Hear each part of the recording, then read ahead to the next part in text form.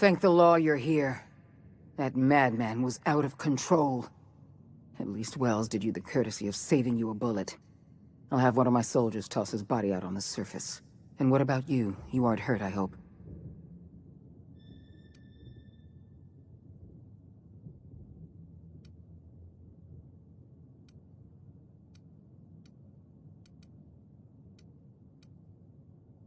Your confidence is well earned, Captain.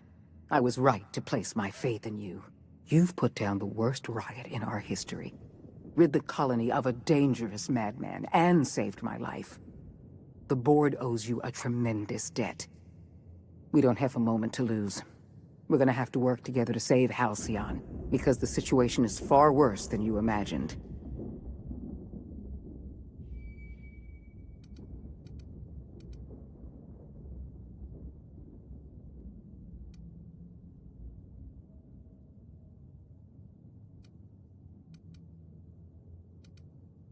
We've lost all contact with Earth. It's been 3 years since we've received a message. We've had no contact, no signals, nothing. Earth has gone dark. 2 years ago, the Earth Directorate's frigate disappeared en route to Earth. We don't know if they ever made it. We don't know if there's an Earth to go back to. So we've got to make do on our own. Seems to me that'll make us stronger in the end anyhow. We must find a way to carry on by ourselves. For better or worse. Halcyon is the only home we have left. You mean... we're all alone out here? Really alone? You sound frightened, Miss Holcomb. You should be. Fear sharpens the mind. We're alone, Captain. That's all I know for certain. Whatever happens to this colony, we're going to have to deal with it on our own. Returning to Earth is not an option.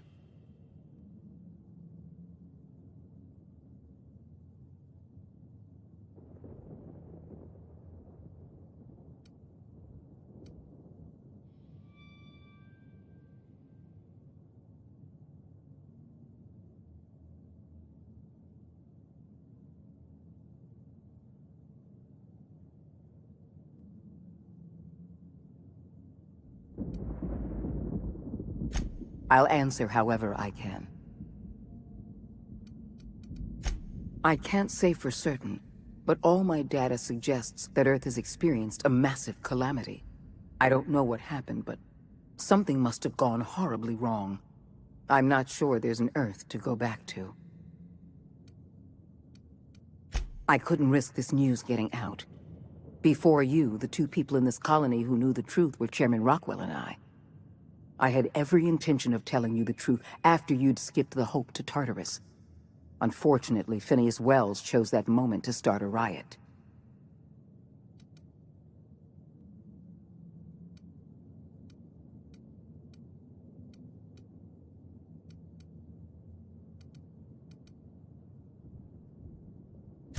The Earth Directorate's frigate accounts for half of our military forces.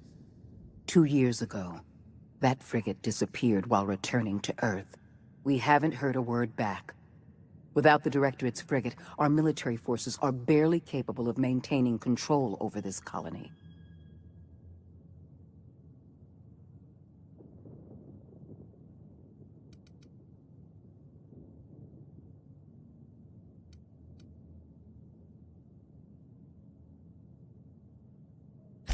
Not a word. We received our last message 3 years ago. Our every attempt at reaching out to Earth has been met with absolute silence.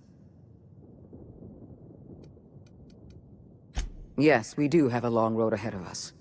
But I have faith in you. The service you've done for this colony is nothing short of extraordinary. You're the reason I'm still standing here today. The Board will survive because of you. And as the Board goes, so goes Halcyon. It's time we carried out the program. I trust I can count on your support, Captain.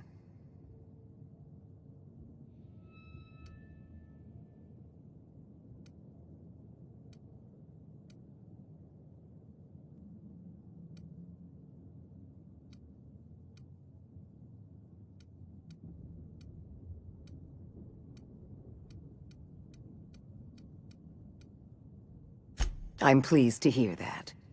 The program is too important to hand over to the board's bureaucrats. That's why I'd like you to take the helm. I'll see to it that the Lifetime Employment Program operates under your supervision. We'll work together to save this colony. We're on our own now. Earth isn't coming to save us, so we're going to have to save ourselves.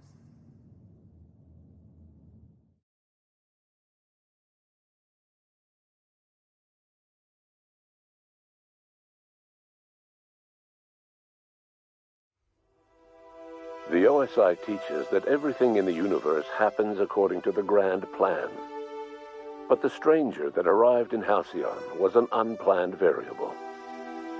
From the moment he landed in Emerald Vale, his actions altered the course of history. The riots in Tartarus ended in a total victory for the board. Without any significant threats to challenge their power, the board asserted their control over the colony. The Lifetime Employment Program began immediately, and the people of Halcyon did exactly what they were expected to do. They obeyed. Sophia Akande converted the labyrinth from a prison to a processing center. She jettisoned the original colonists out of the Hope and transformed the ship into a massive storage facility. One by one, the workers of Halcyon surrendered themselves to the program. They arrived with their families and their friends, their colleagues and their neighbors, and then, one by one, they marched into their stasis chambers. As the workers of Halcyon slept in their hibernation chambers, their settlements became ghost towns, left behind by the board to be reclaimed by nature. Only Byzantium remained, a shining beacon of civilization in an otherwise abandoned colony. The people of Byzantium spent the rest of their days gorging themselves on their stockpile of resources. As for the workers of Halcyon, they never felt the effects of the collapse. They never felt anything at all. The board's focus on Byzantium closed the door on much of Sanjar's civil liberties movement. As the last few townships withered away, MSI had little room to grow. Ever the savvy businessman, however, Sanjar pivoted and established Stellar Bay as the colony's supplier of luxury seafood. Catering to the elite, MSI was allowed to continue operations as a member of the Halcyon board, and became more successful than Sanjar could ever have dreamed. Sublight Salvage adapted to the changes in Halcyon, shifting their business model to suit the times. Their claims of legitimacy were scrutinized, but ultimately unquestioned. Lilia Hagen would continue to protect her family as ruthlessly as ever. Over the years, the ruins of Edgewater caused irreversible environmental damage to the landscape of Emerald Vale, owing largely to the presence of toxic compounds in the town's building materials. As for Edgewater's former workers, their remains provided a source of nourishment for the region's fauna, leading to an explosion in the sprat population. While the Groundbreaker remained mechanically stable, the changing times forced Junlei Tennyson to make some difficult calls on behalf of her community. The work of maintaining independence was an uphill climb, and she found herself caving to bad faith compromises with the board. Time will tell if the Groundbreaker can endure.